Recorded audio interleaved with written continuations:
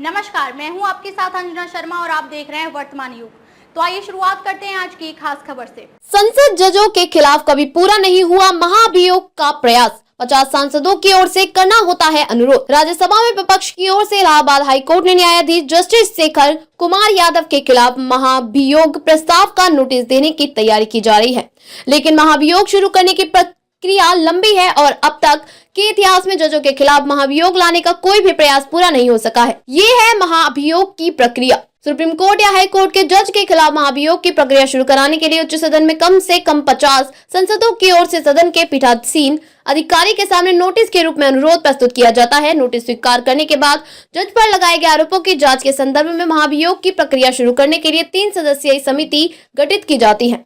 Supreme court के जज के खिलाफ शिकायत के मामले में गठित समिति में सुप्रीम कोर्ट के 2 मौजूदा न्यायाधीश और एक अन्य न्यायविद, जब हाई कोर्ट के जज के मामले में गठित कमेटी में सुप्रीम कोर्ट के 1 मौजूदा न्यायाधीश और हाई कोर्ट के मुख्य न्यायाधीश के साथ एक न्यायविद को शामिल किया जाता है।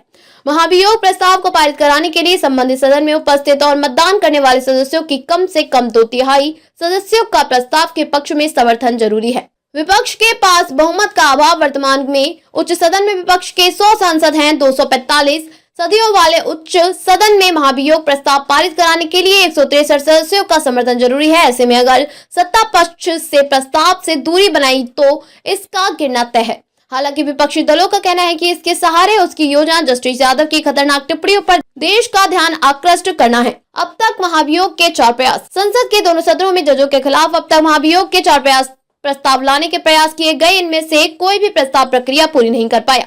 90 दशक में सुप्रीम कोर्ट के जज बी रामास्वामी के खिलाफ भ्रष्टाचार के आरोप में महाभियोग लाया गया था, मगर यह प्रस्ताव लोकसभा में गिर गया। साल 2011 में ऐसे ही मामले में कोलकाता हाईकोर्ट के जज सौमित्र सेन के खिलाफ प्रस्ताव लाया गया। हालांकि प्रक्रिया शुरू होने से पहले सेन ने इस्तीफा दे दिया। खबरों में अब तक के लिए बस इतना ही। फिर होगी आपसे मुलाकात कुछ ऐसी ही खास खबरों के साथ। तब तक के लिए नमस्कार और देखते रहिए वर्तमान युग।